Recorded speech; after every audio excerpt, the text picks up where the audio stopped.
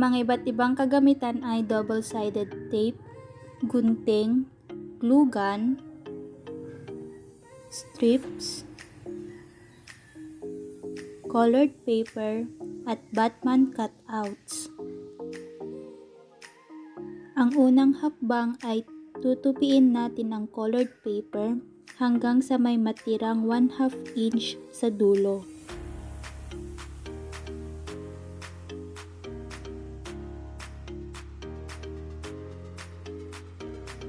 Ang susunod naman ay tutupiin natin ang natirang 1/2 inch sa dulo.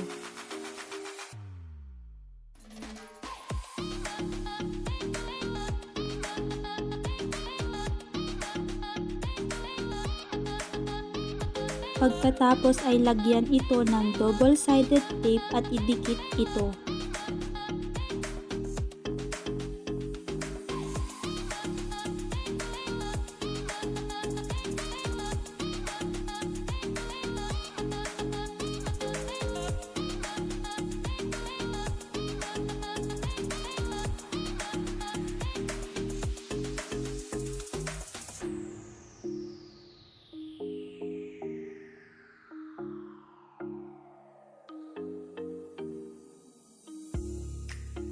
Ang susunod na hakbang ay itutupi natin ang ibabang bahagi nito at may sukat itong 2.5 inches.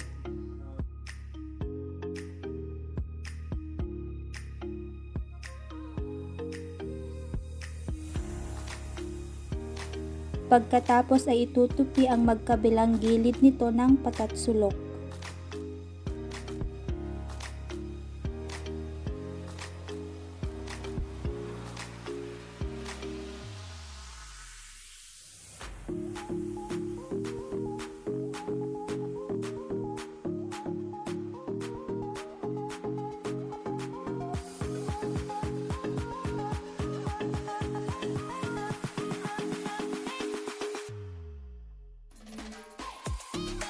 Kapag natupi na ito ay ibubuka natin ito hanggang sa mabuo ang ganitong pattern.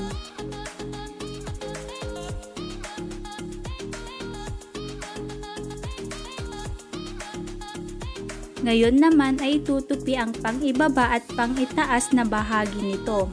Make sure na magkapantay ang pagkakatupi nito para kapag itinayo ang loot bags ay magiging balanse ito.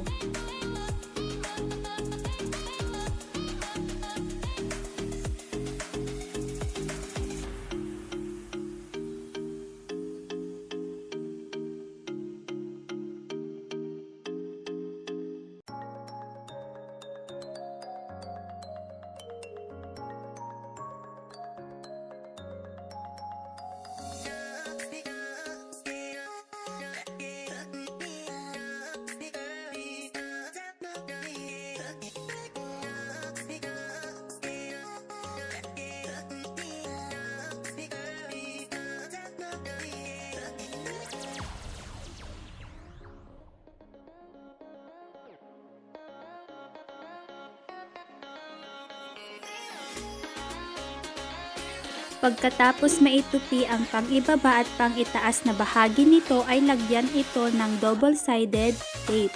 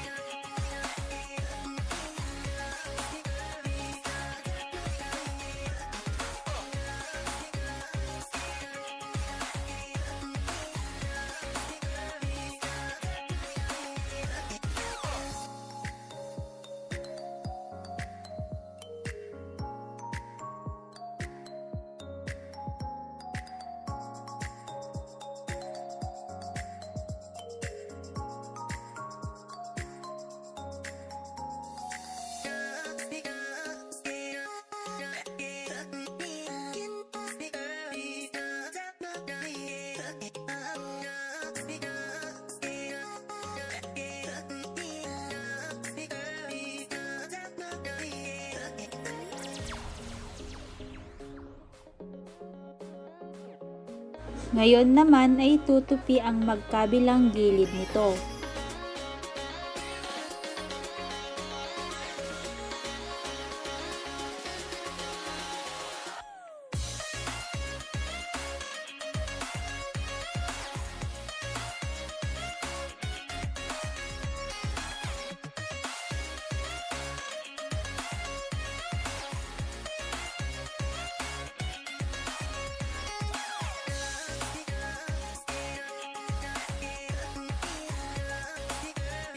Pagkatapos maitupi ang bawat gilid nito ay buksan ito at iayos ang mga gilid.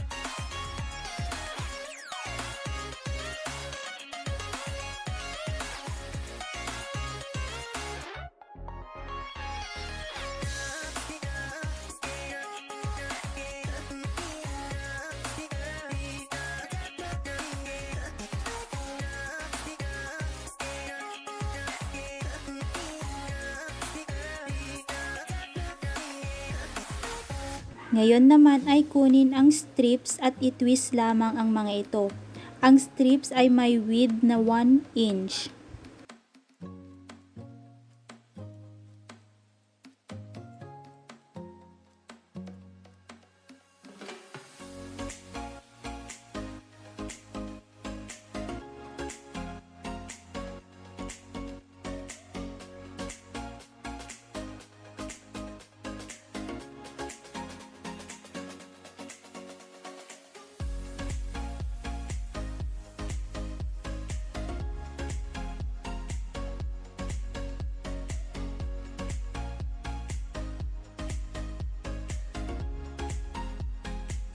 Pagkatapos mai-twist ito ay kunin ang glue gun at idikit ito sa itaas na bahagi ng loot bag.